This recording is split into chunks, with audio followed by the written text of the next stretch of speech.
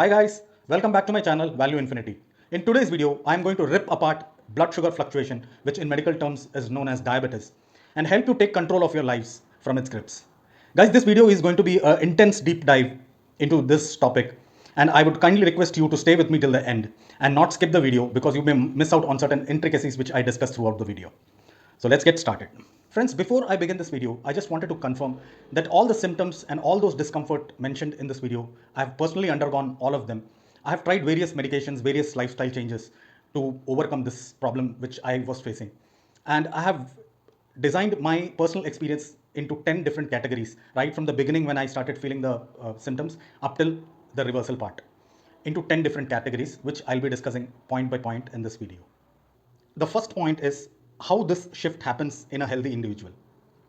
The second point is why don't we get warning signs when it happens? The third point, what happens when our sugar levels start fluctuating?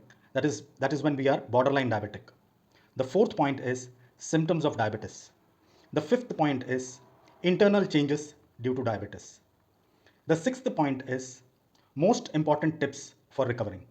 Seventh point is starting point for reversal. Eighth point is schedule for faster recovery. Ninth point is understanding your improvements beyond blood work. And the last but not the least, the 10th point is following and adhering to a natural lifestyle. So let's start with the first point, that how this shift happens in a healthy individual. Actually, as you all know, that diabetes is a lifestyle disease and it has everything to do with your lifestyle when this starts in your body. Actually, it all starts with a lower stomach acids. Actually, for me, it happened that I was suffering from severe acid reflux. So I started taking acid blocking medications like pantoprazole or ranitidine, which led to, I took it for a very long period of time, which landed me into Crohn's disease. Actually, in some of your case, you would have experienced the other way around. Actually, you would have started with more of carb-rich diet or maybe sugary snacks, leading to heartburn because of many reasons like lower acid levels. You tend to have acid reflux, and that leads you to a doctor or maybe a pharmacist who will in return give you such acid blocking agents. Or you may take antacids which are available over the counter, which further makes your stomach alkaline. So this is where it all starts. And once your stomach gets alkaline, or maybe there is not sufficient of acids available in your stomach, this is the time when your gut starts to shift from the usual diverse microflora to more of sugar guzzling, sugar liking bacteria or microflora such as candida, or even in cases H. pylori. And this shift is very natural for your body because most of the time, based on your food habits, there is a constant shift of gut microflora happening all the time. So your body hardly realizes that there is any change, except for some lower levels of acids in the gut. Other than that, everything is normal.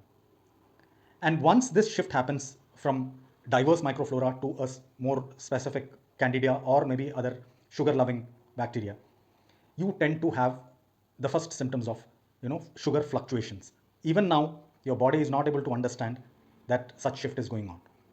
You start with craving more sugar because you feel low energy and you feel that there is low sugar in your body.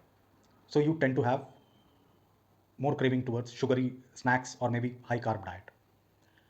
Now this leads further to overpopulation of the candida because you are feeding them the food which they like. And in some cases you might have you might be using antacids along with the normal diet. This alkaline environment actually, on top of it, with the sugary treat which you are supplying, the candida is able to thrive and survive, overpopulating and also eliminating all the other diverse microflora because it has strong toxins which make sure that it colonizes much rapidly as compared to other bacteria which are regularly available inside your gut. So this is the first stage when no one knows, neither your body nor your blood work or the doctor knows, that you have started a journey towards this sugar fluctuation. So this brings us to the second point, that why don't our bodies gives us some warning signal that such changes are happening. As I have discussed in many of my videos, that your body is very smart. It's readily it adapts. It's a miracle of nature, and so on and so forth. But why it is not able to identify such drastic changes happening in your in your health? And the answer is, like, if you observe keenly, you will find that there is no dramatic change happening to your body at this stage. If you see that there is some lowering of acids, which is a very natural phenomena for the body, so body is not able to sense that there is any change. Number two, change in gut microflora also happens all the time, because whenever you shift your food from your regular food to, like, if you're traveling somewhere outside your place of stay to some other country and you start eating those foods, it's quite natural that your body will also populate those specific bacteria to break down those specific food. So this shift is also very normal for your body. So your body will not be able to identify that there is some shift going on inside your gut microflora. And other than that, at this stage, your insulin is not yet involved. There is no overproduction or underproduction of insulin. It's as normal, because there is no alarming situation of sugar fluctuation where your body needs to over produce anything. So this is the reason that at this stage, and this stage lasts for quite a long period, maybe a year or so. For some, it may last long. For some, it might be a bit short, like maybe 3 to 6 months. They start getting into the symptoms of further borderline diabetic situation. So at this stage, your body is actually completely unaware that such changes are going on. And you, on top of it, you're also not getting any warning signs. So what you basically do is you keep on alkalizing your stomach. And by this stage, you've already experienced quite a bit of acid reflux. So you slowly start avoiding any food which causes this heartburn. Like lemons or maybe apple cider vinegar or any other acidic food, pickles, spices, and that further helps the candida to thrive and survive. Now this brings us to the third point, that is what happens when there is sugar fluctuations happening in your body. And this is when your body starts getting into that borderline diabetic stage. Actually, by this time, what happens is, like, the candida would have spread predominantly to most of your large intestine, and it would have spread not maybe full, but majority of it, and it slowly starts producing ammonia and other aldehydes and makes your intestine once again more alkaline. And this ensures that the other natural bacteria are not able to survive in that alkaline environment. This also puts your body into strain by impairing your digestion and absorption, because most of the minerals like calcium, magnesium, potassium, sodium needs acidic pH for it to be absorbed properly and to be broken down, first of all, from the food you consume and for absorption.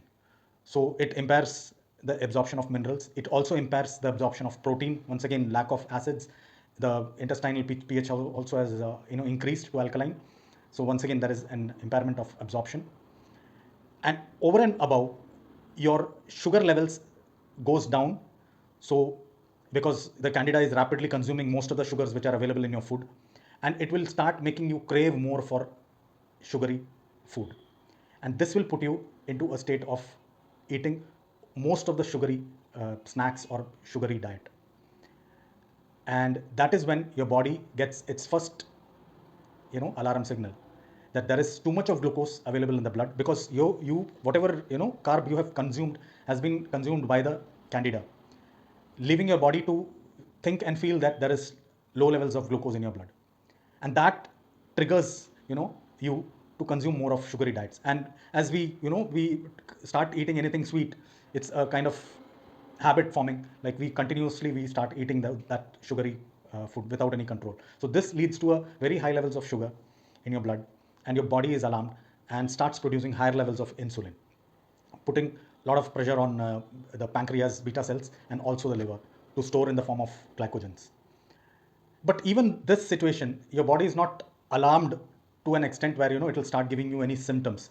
Even at this stage, you will hardly find any symptoms except for feeling frequent hunger and more craving towards sugary foods. And this is purely to address the huge demand of candida which is growing inside your gut. Other than that, everything else looks quite simple. And as your body is completely capable of adapting, it starts producing more of insulin, and that insulin takes care of or disposes all those free available glucose inside your blood. It is utilized by your muscles, and the situation actually starts to show up in your blood work. This is where you start becoming a borderline diabetic, because your blood work will show certain fluctuations where there is peaks of blood sugar in your blood. Actually, this borderline diabetes stage also could last for different kinds of individuals differently. Like if a person, if he's obese, his borderline diabetic stage would be very short, because he'll immediately switch to the full-blown diabetic stage, because his insulin will start, there will be insulin resistance, and then he'll end up being diabetic quite fast from this stage to being full-blown diabetic. But for individuals who are healthy, or maybe who are not obese, who have at least minimal kind of exercise or body movements, such people will have a very prolonged borderline stage, because at this stage your body is able to produce sufficient insulin, and since you do mild walking and mild movement of your body makes sure that the insulin works properly, and your muscles have the potassium channels, which makes the insulin more effective. So once you have the movements, it makes sure that your muscles are able to utilize those glucose. So this stage is prolonged for individuals who do at least mild movement of your body, or maybe do regular exercising. And once this could be a year, 2 years, or maybe longer for some, or maybe very short for some. So just keep this in mind, that this is not happening like today you eat and tomorrow your body starts becoming diabetic. No, it takes quite a while for the body to understand, and then you get into that stage. So once you have crossed that borderline stage of sugar fluctuation or borderline diabetic, then you get into the next phase, which is a full-blown diabetes, and this is when your body starts showing signs and symptoms. So let's discuss our next point, that is signs and symptoms of diabetes. So here we'll discuss predominantly the early and common classical symptoms of diabetes, which include polyuria, which means frequent urinations, especially at the night times. Then they have polydipsia, which is excessive thirst. Like, since your body is not able to absorb the minerals, it's not able to retain the fluid, and that makes you thirsty every point of time. Then there is polyphagia, that is increased hunger. Once again, like most of the food, most of the carb is consumed by the candida, which leads you to a constant stage of hunger, because it also impacts your the hunger hormone ghrelin, which makes you more hungry. And there is an unexplained weight loss, and the major reason behind this is like you're not breaking down of food properly, which triggers this weight loss. There is fatigue and low energy feeling. There is blurred vision, like, because it has impact on your nervous system, as B vitamins get uh, depleted. It causes nephropathy and neuropathy. There is blurred vision. There is slow wound healing, especially like since blood becomes more loaded with the glucose molecules, it's like glycated, so that inhibits the normal flow of blood to your extremities, leading to a delayed wound healing. Now let's see what are the other symptoms which are observed with diabetes. There could be dark velvety patches in your body, like especially in the folds, like you're near your armpit area, maybe, or your neck area. It's called acanthosis nigricans. It is linked to insulin resistance. There could be frequent fungal infections or bacterial infections on your skin. There could be itchy or dry skin. There could be boils or abscesses, tingling or numb, burning sensation, numbness in your hands and feet and extremities. There could be some bloating. There could be dental issues, dry mouth, uh, lack of sex drive. Especially in women, you find that there is vaginal candidiasis or vaginal yeast infections. There could be erectile dysfunctions in men. There could be some neurological issues also. So these are some of the very common symptoms which any diabetic come across, and it purely indicates towards a poor digestion, which leads to a increased craving for sugary food, which further leads to the depletion of all those essential vitamins and minerals. Now let's look into the fifth point, that is internal changes that happens due to a diabetes. So the first and foremost thing which happens is lowering of the stomach acid levels, because your body tends to shift towards more of alkaline uh, uh, gut and also intestine. The second is higher secretions of insulin, because to mitigate the higher levels of glucose available in the blood, the body tends to instruct the beta cells in pancreas to produce more insulin, and that in turn increases the levels of insulin in your blood. And also there is a point where because of lack of availability of potassium, the insulin is not able to do its work properly. It's called insulin resistance. Actually, it has a major role to play in the availability of potassium, which we'll discuss. The third point is there will be an impaired digestion, very poor digestion, and there will be a poor absorption of vitamins, minerals, and also protein, which is a major part which we need to keep in mind. There will be dysbiosis in your intestine. Usually what happens is your gut is highly acidic. The pH is around 1.5 to 2. Your small intestine is almost neutral to maybe slightly alkaline, more towards neutral. uh, in some cases slightly acidic, like it might be somewhere from 5 to 8. And if you take the large intestine is predominantly slightly acidic, that is, the pH may be around 5 or 6 or low below, but in this case it becomes throughout alkaline. uh, there is candidial or yeast overgrowth happening inside your intestines. There is muscular dystrophy because on top of your muscles not getting sufficient minerals, there is less protein getting digested, so this leads to muscular dystrophy.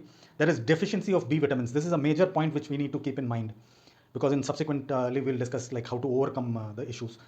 B vitamins get affected predominantly because of the lack of diversity of gut microflora. So that is, and this leads to neurological symptoms also. There is yet another point of change happening in your body, and that is it also affects the higher levels of insulin, also affects the efficacy of your thyroid hormone conversion. So which means that there will be, most of the cases there will have a lower thyroid function in patients who have diabetes. So there is a insulin thyroid connection as well, which causes thyroid related problems also, changes also in your body. And last but not least is the leaky gut, which the internet is all over the place talking about. This leaky gut happens because of the fungal hyphae of this Candida species, which has the tendency to cross the submucosal area, like penetrate deep inside with its hyphae, and that leads to increased permeability of your gut cell wall, leading to a leaking of bigger sized food particles into your bloodstream. And this also is responsible for there is a modification of albumin because of this change in protein structure, and that is the reason there is higher levels of elimination of albumin in the urine, especially in diabetic patients. Now let's get into the sixth point, that which is the most important point which you need to keep in mind for reversal of diabetes. Like, in this you'll have to make sure and keep in mind that the reversal of diabetes has to happen the same way it started in your body. And if you try to address it in any other way around, you will end up failing in achieving that goal. The reason being, like if you take, like if it has started in your body with low acid levels, then you will have to address it and begin with addressing that low acid levels. And if not, you will either end up failing, or you will lose interest, or maybe since you don't find any immediate results, you generally tend to say like it's not working for me, so you just tend to lose interest in it. I'll give you an example. Like if you are suffering from diabetes, and if you start your reversal with doing exercise, so what will happen is your body is already high in sugar, and your gut microbiome is consuming a lot of sugar. Now, once you start adding exercise, the first thing will happen is you will tend to have lower levels of glucose because insulin is not working properly. So there will be lack of utilization. You may find some results, but you will feel that it's not good enough for the efforts which you're putting, and it will make you more hungry. And this hunger, because your body is not able to utilize all those nutrients properly, so this hunger will further drive you towards non-adherence and leading to a getting off the track. Let us take another example. Like if you say start with insulin, like if you start using the synthetic insulin uh, injections to make sure that the sugars get utilized properly, that also will put your body in off balance, because there is already insulin available in your body which is not working. In some cases, of course, it does work, but not in terms of reversal. It will help make you feel comfortable. It may reduce the levels of sugar, glucose in your blood, but it will not help you in reversals. So once again, what happens is, since it is a habit forming, and you tend to feel that it's not doing much of a thing, you either reduce your dosage and stop some of them take it lifetime. The answer to this question is you will have to address it in the same way it started creeping inside your body, and that needs to be kept in mind before you try out on any of the remedial steps to reverse diabetes. So now this pushes us to the seventh point, that what should be the starting point of the reversal. So what I have personally, experienced and experimented and found very good results with is, it's only one way and only one way which will give you, results, and that is adhering to a specific schedule step by step and not, addressing it in one go. So the first starting point of the reversal is to acidify your stomach, because most of this, the symptoms which arises out of a diabetes is predominantly because of poor digestion and poor assimilation, and this straight away, points to the lower acid levels in the stomach. Most of the minerals get affected, not properly absorbed. Even protein, is not properly broken down. So the first thing which you need to keep in mind and sustainably do it for at least 2 to 3 months is consuming apple cider vinegar or betaine hydrochloride or any other acidifying food just before consuming a meal. So for example, if you want to have your breakfast at 9, then make sure that at 8:55 you take one, tablespoon of apple cider vinegar in one glass of water and consume it before your food.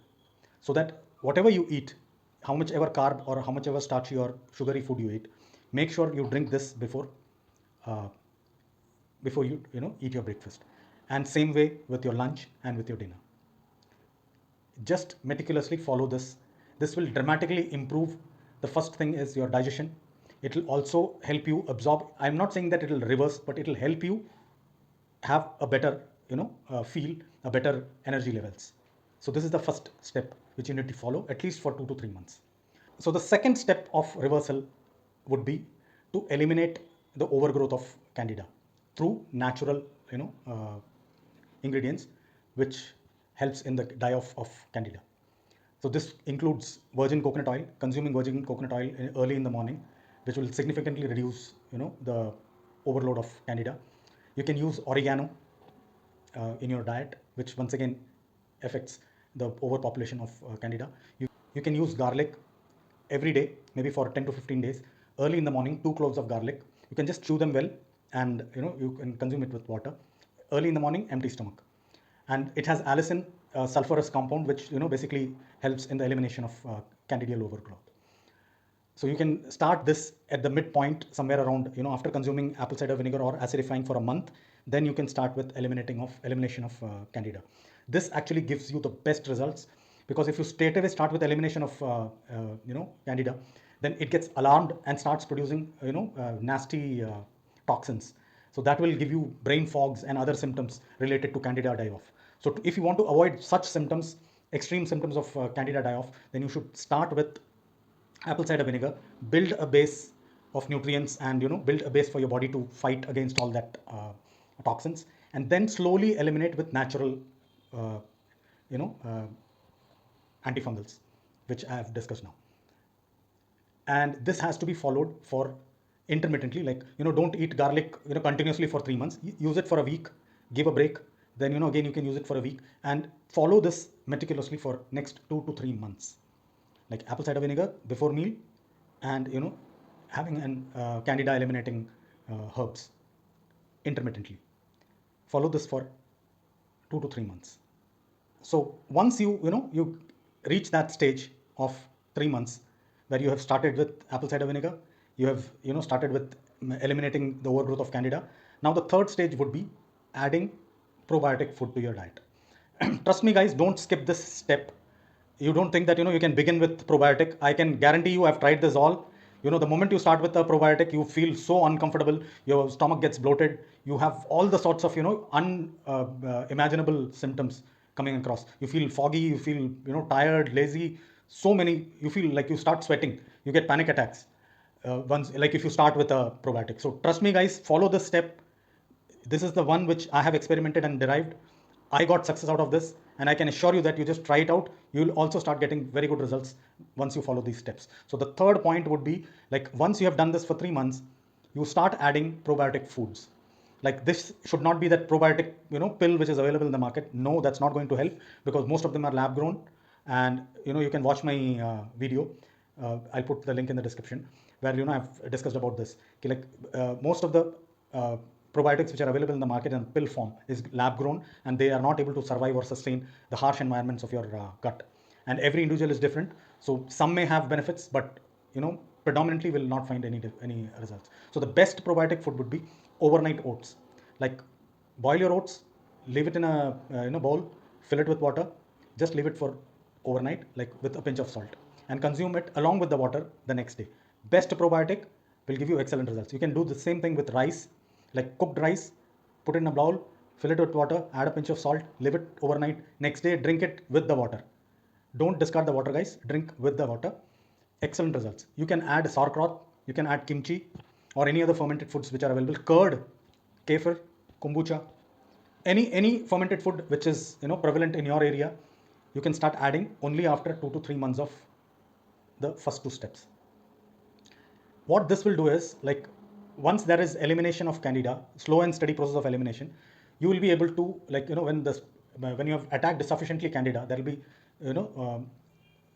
candida will not be able to fight back the inoculation of new bacteria. So that is the reason you should always try it after using the first 2 steps. And trust me, guys, it will give you excellent results. You will not feel all those symptoms of introduction of new bacteria in your gut. You will feel very comfortable, and the die-off will be very smooth. Die-off of candida would be very smooth. Trust me. And once, guys, you have followed all these 3 steps for a while, then only you should, and after like following those 3 steps for a while, and you feel confident that you have now sufficient energy levels, you are not suffering from any of those extreme discomforts and symptoms, that is the time when you introduce exercise. Like, not a very harsh kinds of strenuous exercise, not in a gym, of course. Do very simple exercises, like which moves your calf muscles, your thigh muscles, your biceps, triceps, your side side muscles. Like, you can bend sideways. I'll do a separate video for exercising those specific muscles separately in a different video. So this is the time when you add, after doing all the 3 steps, then you start doing mild exercises. The best exercise would be just walk in the nature. Don't strain yourself. A very slow, gentle walk in the nature will give you sufficient, fresh air, and also it will exercise your muscles sufficiently. And nothing more than that is required.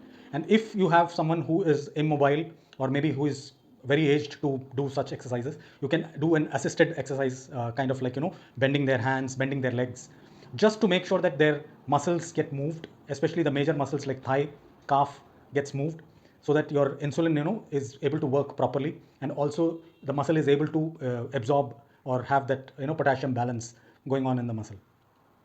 So this has to be the 4th step in the reversal process. And my request is, guys, do stick to these in an order. That first is acidification, the second would be elimination of candida through natural methods, the third would be to add a probiotic rich food, and the 4th would be to do exercise. And that is the way for a very fast and effective reversal. This brings us to the 8th point, and that is what should be the schedule for the reversal. So my humble request is, guys, like, when you start with any of these, make sure that you stick on to that step 1, step 2, step 3, and step 4.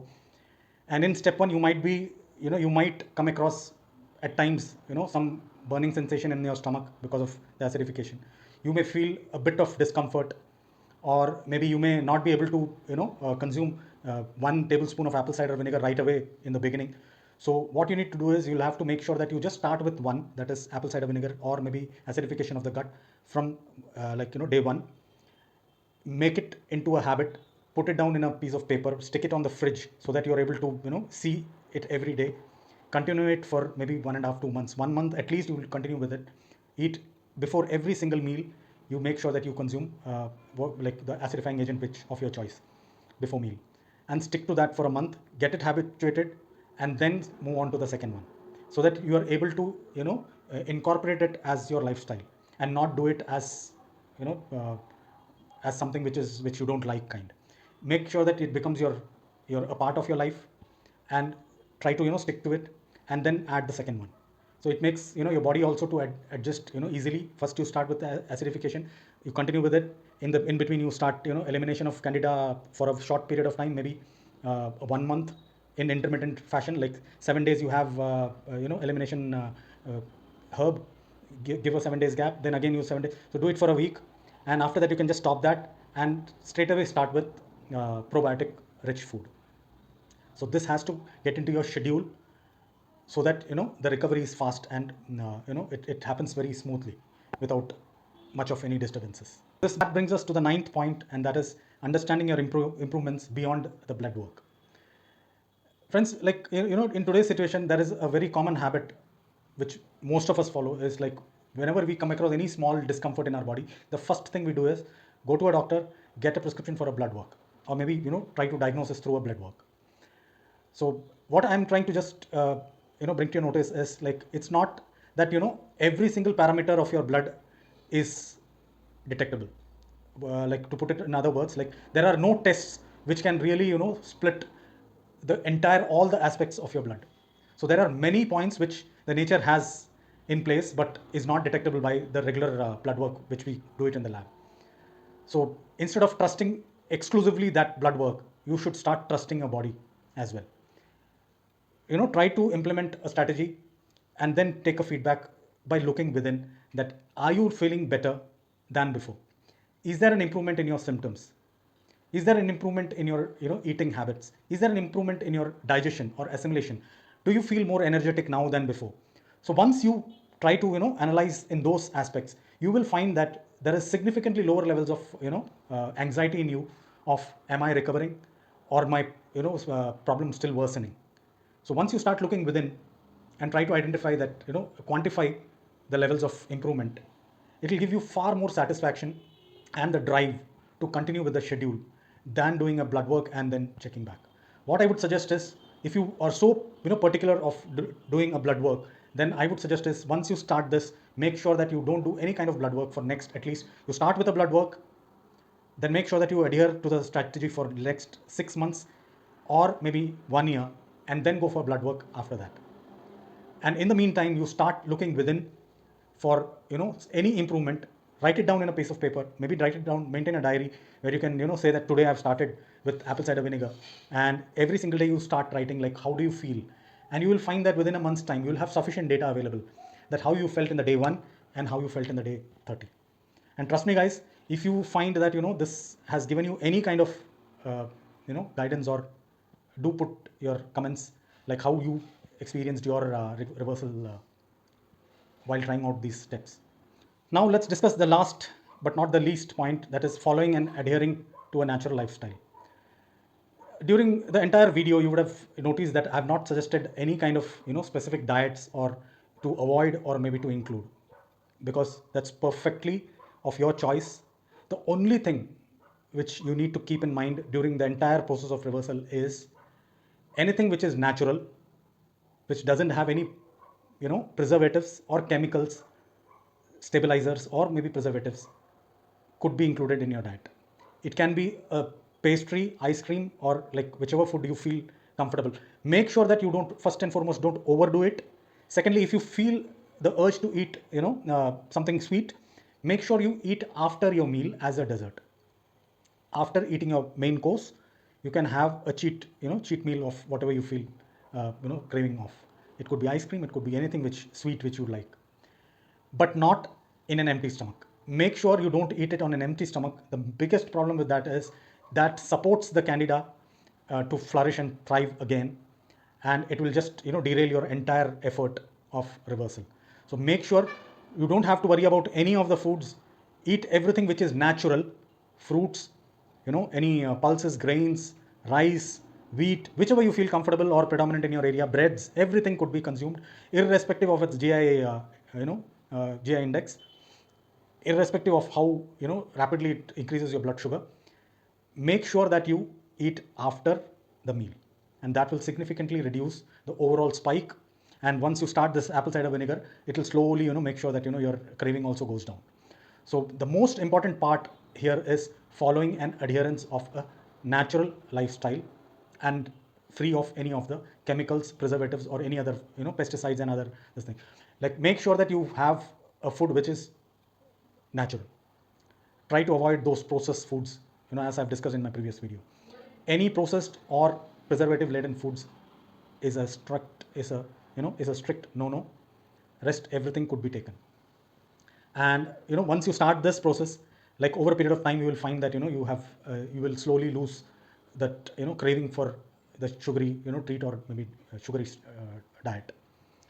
And once you achieve that stage, then actually you are free to consume anything anytime, no problem. But even then, make sure you make a schedule of your your lifestyle and try to adhere to that. Like even if you want to eat something sweet, make sure you eat after a meal and not in an empty stomach.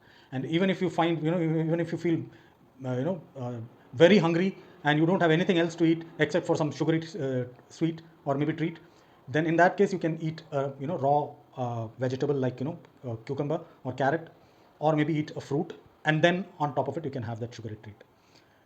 Preferably don't eat anything on an empty, don't eat any sweets on an empty stomach. That is a drive-away message. I was prescribed with some of the diabetic medications, which I didn't immediately start with, because what I felt was I would just give a shot with natural remedies which are available. I tried with multiple systems, and then derived at a solution for my health issues. So I never started with any of the medications. I straight away started with a natural remedy, and then after I got some good relief, I never had the opportunity, or never had the use of any medicines. But in your case, if you have someone who is already on a medication or maybe on insulin, I will highly recommend you to continue with the medication and parallelly do this simple remedies which are 100% natural and are good to go alongside any medications.